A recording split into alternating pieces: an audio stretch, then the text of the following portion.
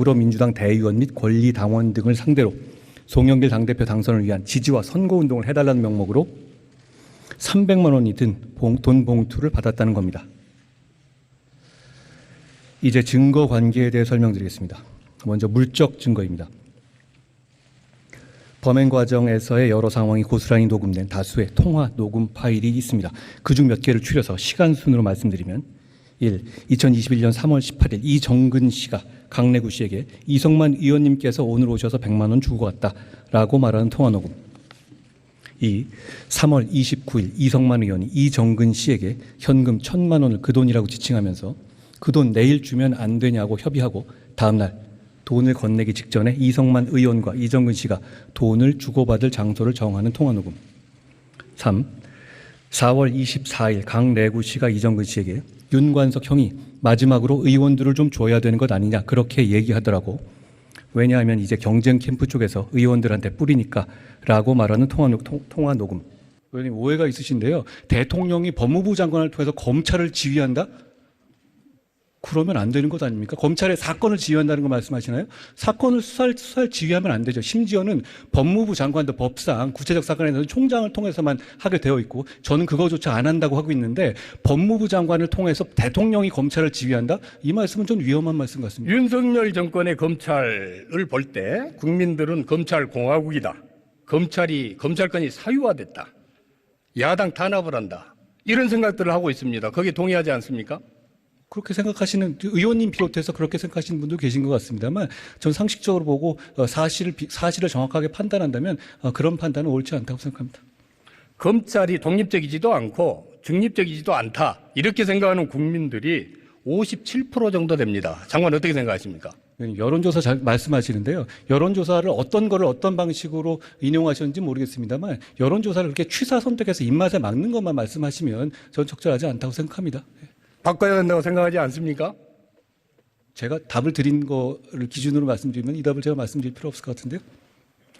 장관님, 헌재가 검찰청법 개정안 등에 대한 권한쟁의 심판에서 검사의 수사권은 헌법상이 아닌 입법사항이다.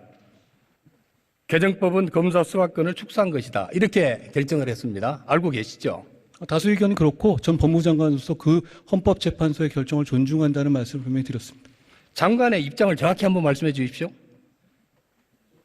제 입장은 정확하게 헌법재판소의 결정은 다툴 수가 없습니다.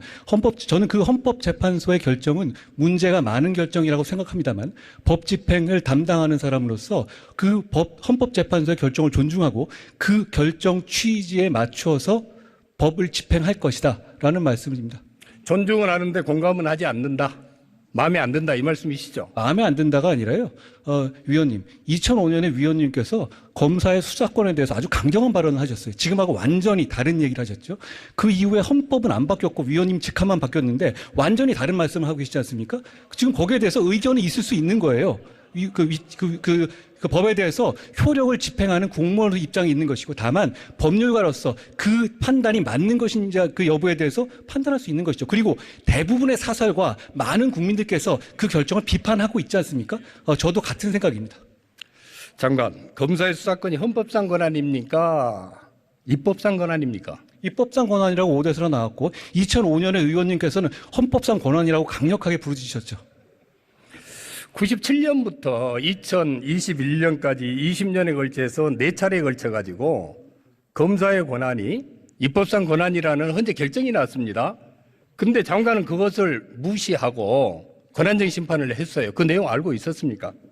직접적으로 나온 그것은 이거고 공수처법 이런 거 말씀하시는 것 같은데 거기에 대해서 분명히 여기에 대해서 그 헌법재판소의 내부는 분명히 이건 헌법상 권한이라고 말씀드렸고 그리고 제가 말씀드리고 싶은 것은 저희가 이 헌법재판을 청구한 것은 검사의 권한을 위한 것이 아닙니다.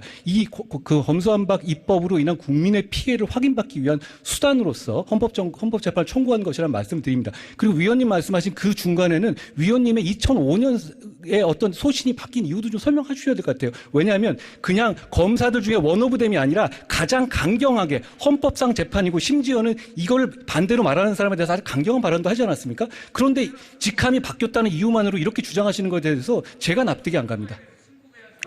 장관,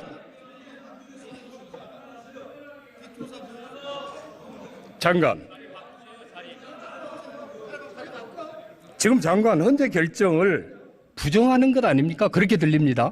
어떻게 그렇게 들으시나요? 헌법재판소 결정은 부정할 방법이 없습니다. 상소제도가 없기 때문에. 그렇지만 의원님, 만약에 어떤 결정이 있다고 해서 헌법재판을 청구하지 못한다면 사형제에 대해서도 여러 차례 합헌 결정 나왔거든요. 그럼에도 불구하고 의미 있는 진전이라든가 결의가 바뀌게 되면 다시 청구를 할 수 있는 겁니다.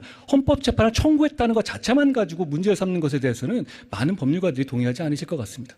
김영란법도 5대4로 합헌 결정 났습니다. 그런데 거기에 대해서 문제 있다고 말한 법무장관을 제가 들어본 적이 없습니다. 장관은 결국 헌재 결정을 부정하면서 계속해서 검사 수사권 범위를 확대해 나가겠다. 지금 이렇게 보여요. 그거 아닙니까? 위원님, 제가 아니라고 말한 걸 그렇다고 말씀하시면 제가 더 이상 할 말은 없습니다. 그렇지만 제가 말씀드린 저는 법무부 장관이고요. 그 헌법재판소의 결정 취지에 맞게 그 헌법재판소의 결정 취지는 그 법률이 일단 위헌이 아니라 법률이 유효하다는 겁니다. 물론 절차상의 위법은 있지만 전 그 점에 대해서 그 연결하는 논리에 대해서 동의하지 못하겠다는 것이지만 결과는 일단 그 법이 유효하다는 것이죠. 저는 그 법이 유효하다는 걸 전제로 법 집행을 할 것이라는 말씀이기 때문에 제가 그 판결을 결정을 부정한다는 말씀이 무슨 취지인지 저는 이해가 안 갑니다. 장관님, 검사 수사 개시 시행령, 이거는 입법권을 무력한 시행령 쿠데타입니다.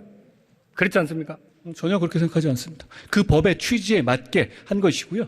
거기에 따라서 지금 이 위증, 무고, 깡패, 마약 수사가 되살아나고 있습니다. 그걸 다시 국민들의 피해를 보게 되돌려야 할 이유를 뭔지 전 이해할 수가 없습니다.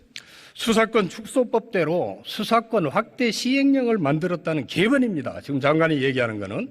의원님 판단이십니다. 시행령 통치 계속 할 겁니까? 그걸 시행령 통치라고 하는 것이 아니고요. 법의 위임에 따른 적법한 시행령이고 거기에 대해서 법제처도 문제없다고 했고 지금 벌써 몇 개월 동안 정상적으로 진행되어 오고 있지 않습니까? 그걸 왜 되돌려야 하는 것이죠? 왜 되돌려야 하는 겁니까? 헌재가 수사권이 축소됐다고 결정했는데 지금 장관은 아까는 인정한다고 하고선 지금 다른 말 하고 있지 않습니까? 수사권이 2개로 축소됐고 저희가 그 2개의 범위에 맞춰가지고 기본적으로 수사권을 재조정한 것이죠. 그러니까 그 취지가 달라진 것이 전혀 없습니다. 제가 거기에 대해서 어떤 선거권에 관한 일반적인 뭐 허위사실이라든가 이런 부분까지 넓힌 게 아니거든요. 부패 범죄에 해당하는 선거만 그 범죄를 넣었죠. 그리고 직권남용 같은 것들은 부패 범죄에 해당한다고 박상기 우리 당시 지난 정부의 장관에서도 그 범위에 넣었던 부분이거든요. 충분히 다 설명할 수 있는 부분입니다. 위증무고, 사법질서 저해사범도 부패에 해당합니까? 그렇지만 그 부분은 등으로 등과된 부분이기 때문에 부수적 범죄로 반드시 수사해야 되는 부분이라고 해서 제가 추가한 건 그 부분인데 위증, 무고, 사법방해 그거 왜 하지 말아야 되는지 그거 한번 설명해 주시겠습니까?